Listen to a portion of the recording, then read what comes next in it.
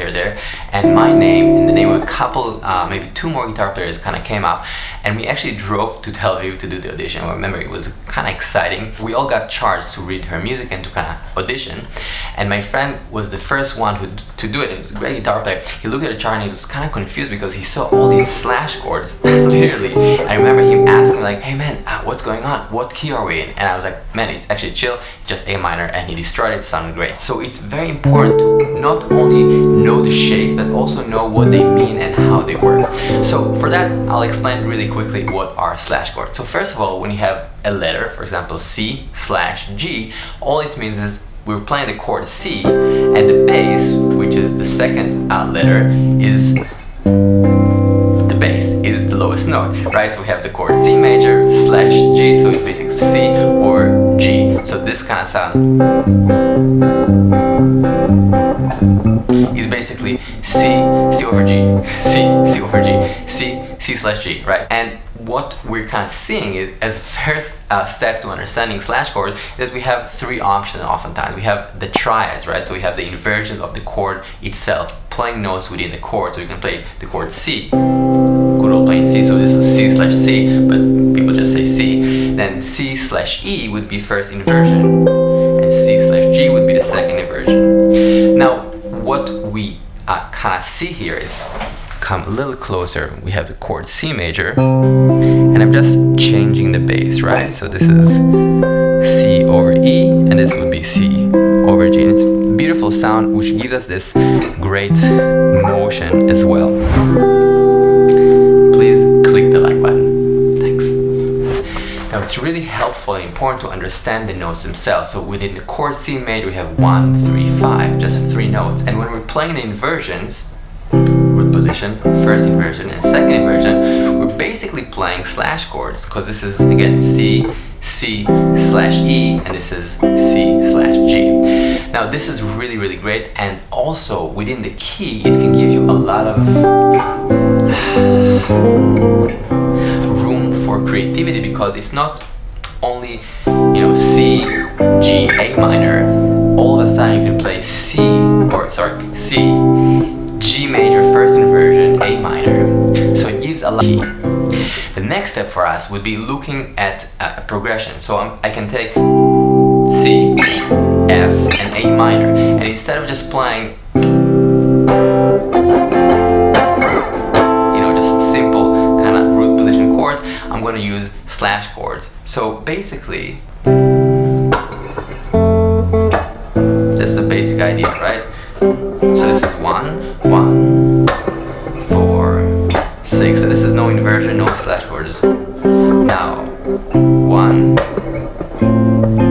So this is F over A. So again, C, F over A, A minor. C, F over A minor first. And this is basically A minor first inversion, or A/C. C is in the bass. If you want to get the most out of this lesson, there is a note-to-note transcription of all this video. Check it out. Again, even when we're just playing simple chord progression, it can give us a lot of freedom and a lot of beautiful sounds. The next step for slash chord is actually using the 7th. When we have a C chord, it can be also C major 7. So 4 notes, right? 1, 3, 5, 7. And then I can, for example, have C over E with a C major 7, or I would say C/E. So C major 7/E, and that is the sound, first inversion. It could also, sometimes you see in charts C/B, which can be like, what's going on there? It's actually just the chord C over B, and this is C major 7, and the 7 is in the bass, right? If you see C7/B flat, B flat is in the bass, or this is a beautiful voicing. So let's just check one kind of option here. So C/B flat, F/A, F minor/A flat. So this progression is basically 1, 5, 4, 4, 4 minor in the key of C, but it sounds way more cool.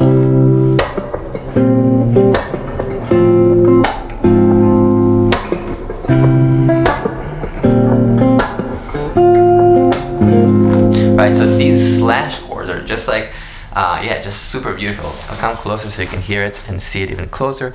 3, 4, so C, C over B flat, F over A, takes a second, and then F minor over A flat. 3, 4.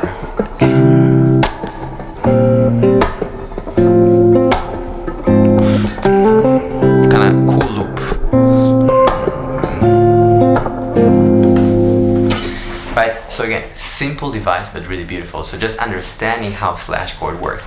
Now it can also be notes that are not in the chord. For example, you can have the chord F slash G. So this is this sound, and this is kind of the sound of G sus. So what happens when you have these kind of chords that are, or slash chords that are not in the chord, right? So these notes in the chord F major does not exist in the G, and we don't have a G in F, basically, that's what I'm saying. So this is F major over G, and this gives us the sound of G sus.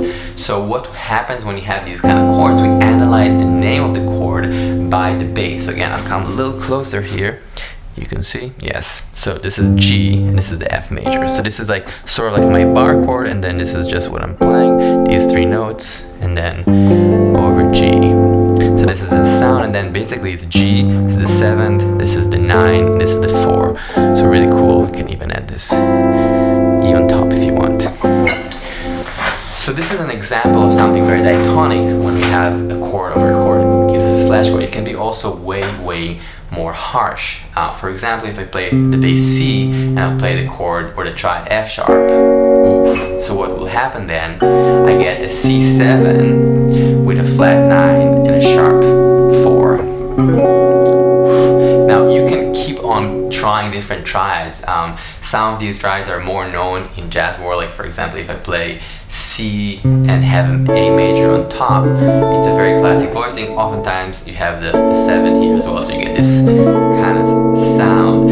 So this would be if I just play the triad here and I have the C in the bass. So this is A slash C.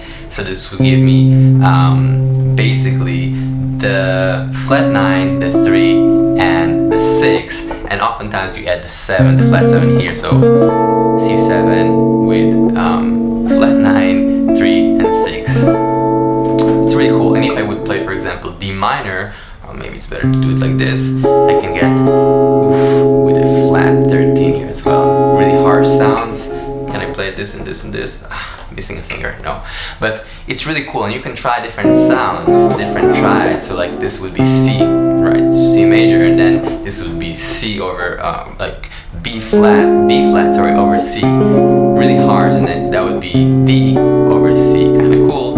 E flat over C, which is basically C minor 7, etc., etc. We can just kind of see the triad and the bass and find the sound that we like. Again, this is a whole kind of big exploration to get colors that you want, and they're very harsh because you kind of hear this upper structure of a triad, and then you have the bass, and it's kind of like, wow, what's going on? I think for me, one of the most useful ways that I like thinking about slash chords and using them is the first step is kind of like seeing the functionality within a key and getting comfortable with these motions. So again, like taking a simple progression, if it's like C and F to A minor, so just finding those sounds and saying like, okay, I can do C slash E, maybe this shape or this shape, and then going to F and A minor, second inversion. By seeing that, I can really learn a lot about harmony and find how to move things around. So again, slash chords are not scary, they're really great, and they're very helpful.